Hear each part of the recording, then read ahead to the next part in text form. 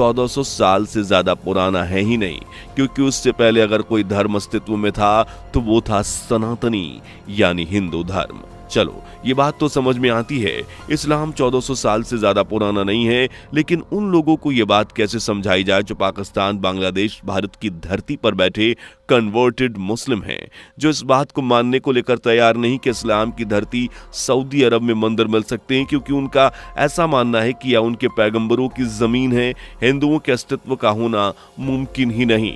ये बात उन लोगों को कौन समझाए कि ये पहली बार नहीं हुआ, बल्कि इससे पहले भी कई बार ऐसी चीजें अस्तित्व में आई हैं जिसने इस बात का प्रमाण दिया कि इस्लाम की धरती पर पहले सनातन का राज हुआ करता था। चलिए प्रूफ के तौर पर आपको 4 ऐसी घटनाओं के बारे में बताते हैं जिन्हें जानने के बाद कहीं ना कहीं आप भी इस बात से सहमत हो जाएंगे। सबसे पहले बात करते हैं अल राजाजल की, जो सऊदी अरब की ही एक क्षेत्र अल जैफ में है, जहां कुछ समय पहले खुदाई में हजारों साल पुराने पत्थरों के अवशेष मिले थे, जिसकी रिसर्च करने के बाद जो निकलकर सामने आया उसने सभी को हैरान कर दिया।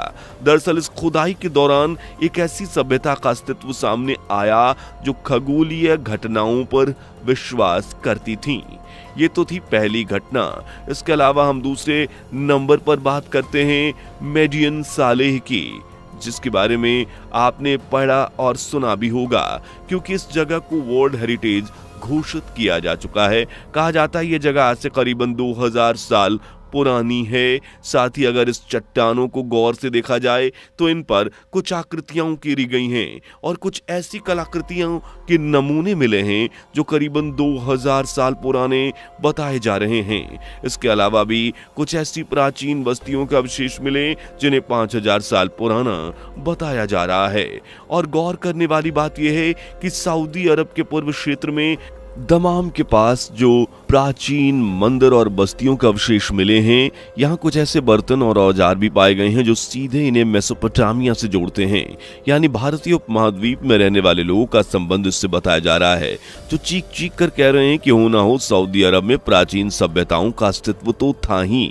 अगर इन अवशेषों के बाद भी मुस्लिम्स कुछ कहना चाहें तो हम उनको इतनी सलाह देंगे कि आप चाहे कुछ भी कह लें, जो सच सामने आ रहे हैं उसे आप नजरअंदाज नहीं कर सकते। जो लोग सऊदी अरब में केवल इस्लाम के होने की बात कर रहे हैं वो अपने इस भ्रम को दूर कर लें। खुदाई के बाद मिले अवशेषों से ये बात तो साफ तौर पर जाहिर है कि हो ना हो ये धरती सनातन धर्म से ही ताल्लुक रखती है। तो कुल मिलाकर बस इतना ही हम कहेंगे कि जो मौलवी इस्लाम की धरती सऊदी अरब को अपना बता रहे हैं वो ये जान लें कि उनके आने से पहले यहाँ हिंदुओं का राज हुआ करता था, और इस बात में कोई दो राय नहीं कि जिस 8000 साल पुराने मंदिर की बात इस वीडियो में की गई है वो बिल्कुल सच है। बस इस बात पर थोड़ा सा डाउट है कि जो मंदिर मिला है उसका संबंध सीधे हिंदू धर्म से है। रामायण में सभी राक्षसों का वध हो गया था, लेकिन सुपनखा का वध नहीं हुआ था। उसके नाक को काटकर उसे छोड़ दिया गया था। वह एक कपड़े से अपने चेहरे को ढक कर रहती थी। रावण के मर जाने के बाद वो अपने पति के साथ शुक्राचार्य के पास गई और जंगल में उनके आश्रम में रहने लगी, राक्षसों का वंश खत्म न हो जाए। इसीलिए शुक्राचार्य ने शिवजी की आराधना की। शिवजी ने अपना स्वरूप शिवलिंग शुक्राचार्य को देकर कहा कि जिस दिन कोई वैष्णव इस पर गंगाजल चढ़ा देगा उसी दिन राक्षसों का अंत हो जाएगा। उस आत्मलिंग को शुक्राचार्य ने वैष्णव यानी कि हिंदुओं से दूर रेगिस्तान में स्थापित कर दिया, जो कि आज अरब के मक्का मदीना में है। सुरपनखा जो कि उस समय अपना चेहरा ढक कर रहती थी, उसी परंपरा को उसके वंशजों ने निभाया